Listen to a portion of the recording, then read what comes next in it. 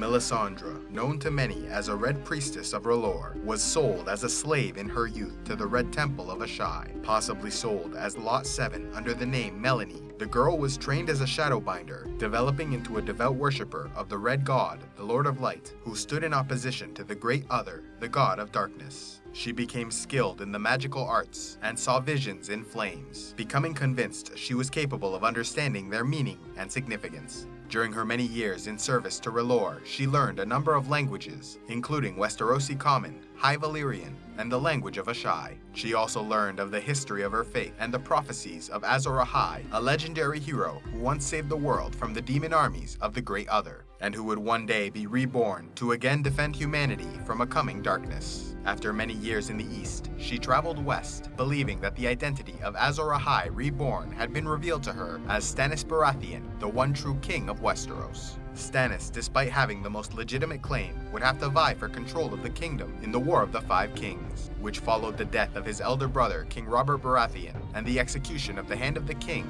Ned Stark. In addition, his younger brother Renly had usurped much of his support in the Stormlands, making Stannis the least powerful and supported candidate for the throne. It was perhaps because the odds were so against him that Stannis accepted the help of a foreign priestess, eventually convinced of her legitimacy by her demonstrations of magic. As the new advisor to the king, she converted many in the court of Dragonstone to the faith of R'hllor, including the queen, Lady Selyse, and a number of knights who would pledge themselves as queensmen, bound by their faith in R'hllor. She also created a flaming sword to serve as Lightbringer for King Stannis, though the flames of the sword were only a glamour, while the real Lightbringer was said to produce authentic heat. Maester Cresson, the man who helped raise Stannis, was alarmed by the degradation of his court and the influence of this foreign heretic, and so plotted to kill her and himself with poisoned wine. However, Melisandre's unique abilities and training allowed her to survive the poisoning, which killed the Maester, further convincing Stannis of her power. While on the island, Melisandre performed a number of sacrifices to her god, burning non-believers in the name of R'hllor. Although Melisandre was prepared to help Stannis in many ways, her presence in his court also harmed his public reputation, which saw his opponents in King's Landing spreading rumors of his association with a foreign priestess and heresies against the faith of the Seven. Nevertheless, Stannis allowed Melisandre to use her magic to conjure a shadow assassin and kill Renly Baratheon, allowing Stannis to win back support from the Stormlands without a battle. She also gave birth to a shadow creature who killed Sir Courtenay Penrose to facilitate the capture of Storm's End. Despite her role in his early victories, Stannis chose to keep her at Dragonstone during his invasion of King's Landing, to avoid having his victory attributed to her magic.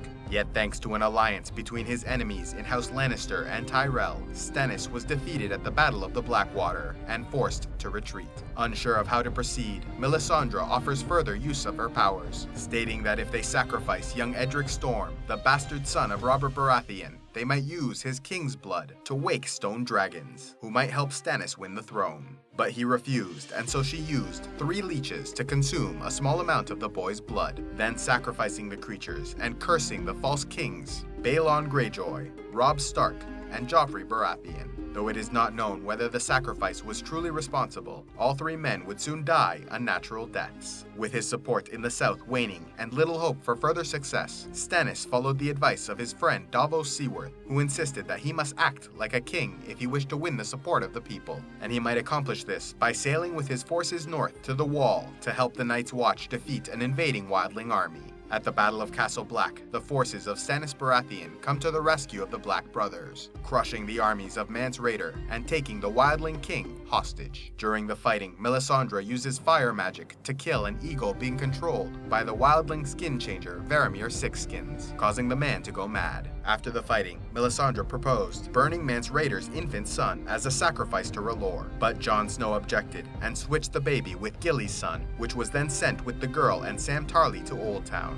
well away from Melisandre's schemes. Feeling that her powers were strongest at the Wall, Melisandre stayed behind while Stannis and his armies marched south to confront the Boltons at Winterfell. The Red Priestess then used her glamour magic to make the wildling known as Rattleshirt appear to be Mance's raider, burning him to make all believe the king beyond the wall was dead. Yet in truth, Mance was sent away on a special mission for Jon Snow, ordered to infiltrate Winterfell and rescue the girl believed to be Arya Stark. During her time at the Wall, Melisandre had a number of powerful visions and became increasingly uncertain of what she was seeing. The Red Priestess successfully predicted the death of 3 men of the Night's Watch and claimed to see a corpse-white creature with a wooden face and 1,000 eyes next to a boy with a wolf's head. Although many believe she had glimpsed Bloodraven, the three-eyed crow, alongside Bran, north of the Wall, she believed they were in fact servants of the Great Other and enemies to her cause. When asking for visions of Azor Ahai, expecting to see Stannis, she is instead presented with images of Jon Snow surrounded by skulls, seeing his face, then a wolf, then his face once more. Some have come to believe this predicted that Jon Snow would be killed, yet his mind would survive by warging into his direwolf ghost for a time, then to be resurrected into his body. She warned Jon Snow of daggers in the dark, sensing the danger that surrounded him, and predicted that Arya Stark would arrive at Castle Black on a dying horse. And while a girl did arrive as she described, it was actually Elise Karstark and not Jon Snow's younger sister.